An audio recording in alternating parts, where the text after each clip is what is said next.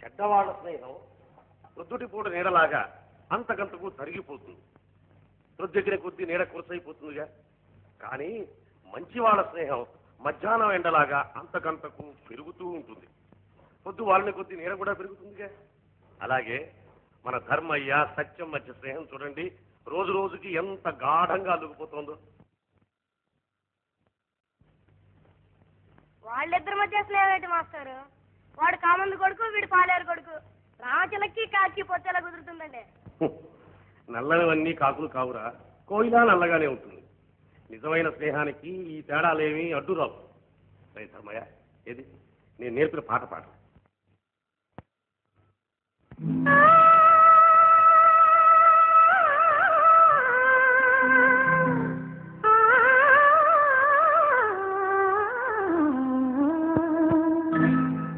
గున్న మామిడి కొమ్మ మీద గూళ్ళు రెండున్నాయి.